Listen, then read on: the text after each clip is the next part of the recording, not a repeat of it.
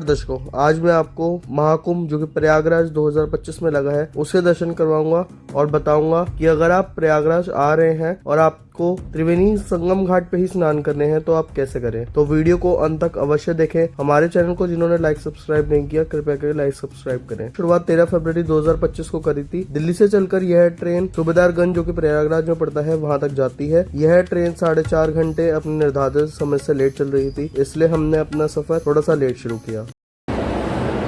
दिल्ली से चलकर 8.5 घंटे लेट हमारी ट्रेन ने हमें सूबेदारगंज उतार दिया है और हम शासन कहाँ आए हैं क्या करने।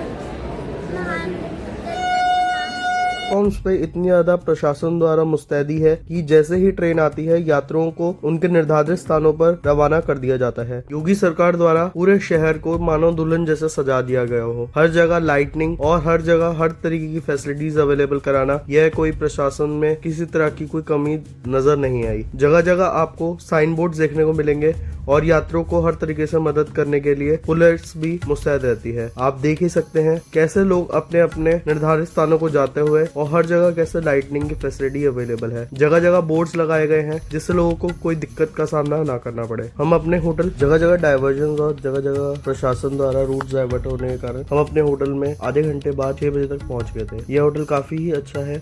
आज का हमने अपना सफर जो है कीड़गंज की तरफ शुरू कर लिया है। कीड़गंज से जो हमें बोट मिलेगी, आइए आपको लेकर चलते हैं संगम घाट पर। संगम घाट पे अच्छे से स्नान करना चाहते हैं और चाहते हैं कि आपको किसी भी हसल फसल में ना पड़ना पड़े तो आपको जो है अपने होटल से 6:30-7 बजे तक निकलना पड़ेगा और इस टाइम आपको रिक्शा जैसी हर फैसिलिटीज अवेलेबल रहेंगी। कीड़गंज पहुंचेंगे तो आपको ऐसा बोट देखने को मिलेगा जो कि बोट क्लब की तरफ जाता है। आपको बस इसी रास्ते से नीचे उतरकर बोट क्लब की तरफ जाना है। आप देख ही सकते हैं यहाँ पे गाड़ियां पार्क्ड हैं, तो अगर आप बाय कार आ रहे हैं या अपने किसी भी व्हीकल से आ रहे हैं तो आप इस जगह पे पार्क करके बोट क्लब की तरफ जा सकते हैं। जब तक हम बोट हाउस पहुंचते हैं मैं आपको कुछ विशेष बातों के बारे में बताता हूँ। महाकुंभ मेले में श्रद्धालुओं की संख्या समय के साथ साथ उल्लेखनीय वृद्धि हुई है। 2013 में महाकुंभ में लगभग 12 करोड़ श्रद्धालुओं ने स्नान किया था।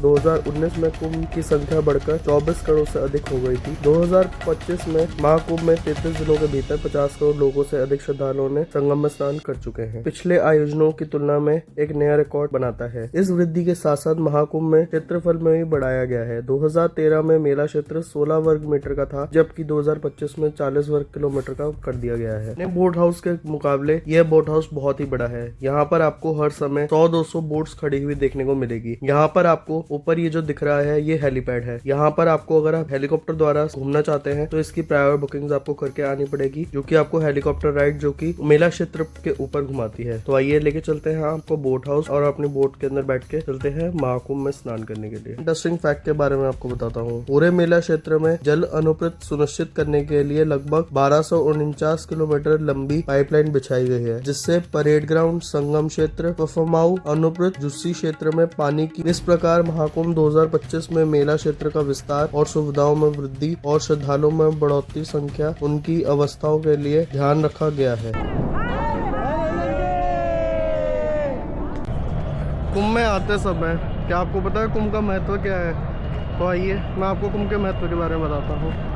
ये बात है अपने पुरानी कथाओं के अनुसार देवता और असुरों ने मिलकर अमृत प्राप्त करने के लिए क्षीर सागर का मंथना किया था। जब समुद्र मंथना से अमृत कलश निकला तो उसे पाने के लिए देवता और असुरों में संघर्ष हुआ। अमृत कलश की रक्षा के लिए भगवान श्री विष्णु ने मोहिनी स्वरूप में धारण किया और अमृत को देवताओं को बांटना शुरू किया। इस दौरान गरुड़ ने अमृत से भरा हुआ कलश लेकर आकाश में उड़ना आरम्भ किया। पृथ्वी पर 4 स्थानों हरिद्वार, प्रयागराज, उज्जैन और नासिक पर अमृत की कुछ बूंदे गिरी। इन्हीं स्थानों पर कुंभ मेले का आयोजन होता है। ऐसा माना जाता है कि कुंभ के दौरान इस स्थान पर नहाना करने से सारे पाप धुल जाते हैं और मोक्ष की प्राप्ति होती है। दूसरे हैक की बात करें तो आपको बोट क्लब से मोटर बोट को पकड़ना है। अगर आप मैनुअल बोट को पकड़ते हैं तो वह जो है निर्धारित समय से आधा घंटे लेट चलती है, जैसे कि मोटर बोट होती है। मोटर बोट को वापस नहीं भेजा जाता अगर प्रशासन द्वारा परमिशन मिली हो चाहे ना मिली हो, लेकिन मैनुअल बोट्स को वापस भेज दिया जाता है। तो आप इस बात को ध्यान अवश्य रखें। अगर बोट वाले का नंबर चाहिए तो मैं डिस्क्रिप्शन में डाल दूंगा, आप उसको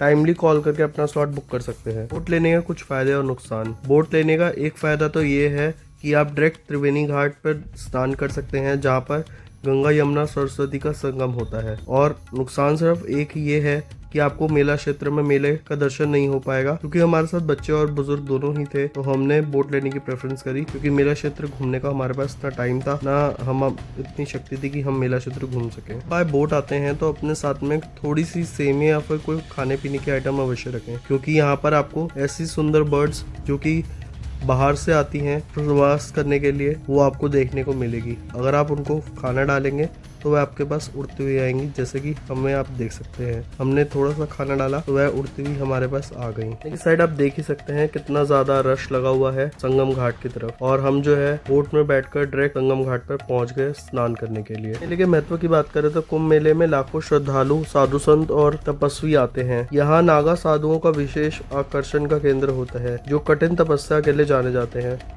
तिथियों पर संगम, गंगा, शिप्रा और गोदावरी नदी में स्नान करने का विशेष महत्व है। अगर बात करें यह कितनों वर्षों में आता है, तो हरिद्वार, प्रयागराज, उज्जैन और नासिक में हर 12 साल बाद कुंभ मेला होता है। हर 6 साल बाद अर्धकुंभ मेला प्रयागराज, हरिद्वार में आयोजित किया जाता है। हर 144 साल बाद महाकुंभ मेला प्रयागराज में होता है।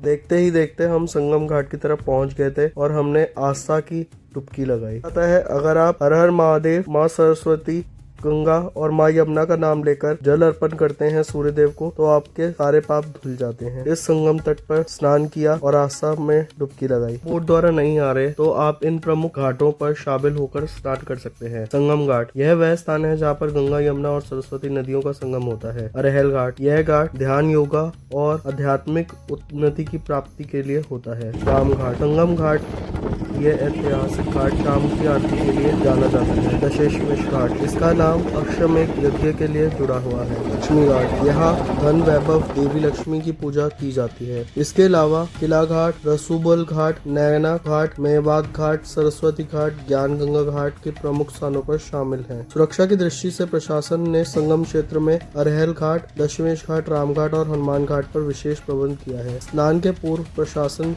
निरीक्षित किया गया स्थानों पर ही जाएं। हमारी तो यही आग्रह है। अगर आपको हमारी ये वीडियो पसंद आई होगी तो जिनके साथ भी आप प्रयागराज कुंभ नहाने जाना चाहते हैं, आप उनके साथ हमारी ये वीडियो शेयर करें। अगर आपको कोई भी वीडियो में अच्छा लगा, बुरा लगा, हमें कमेंट बॉक्स में अवश्य बताइए। किसी को कोई क्वेश्चन है तो वह हमसे पूछ सकता है। तो आइए बात करते हैं बजट की। हमें ये टोटल ट्रिप 5500 रुपए पड़ा था, all inclusive, Delhi to Prayagraj, Prayagraj में घूमना, बोट राइड और प्रयागराज टू दिल्ली। अगर आप बजट ट्रेवल करना चाहते हैं तो तकरीबन आपका 1000 रुपए में आना जाना स्नान करना हो जाएगा। हमारा अगले व्लॉग में आपको दर्शन होंगे चित्रकूट के, तो वीडियो को इसी तरह प्रेम पूर्वक देखते रहिए। चैनल को लाइक, सब्सक्राइब अवश्य कीजिए। हमें कमेंट बॉक्स में अवश्य बताइए आपको क्या अच्छा लगा, क्या बुरा लगा। इस वीडियो को यहीं पे समाप्त करते हैं। हर हर महादेव।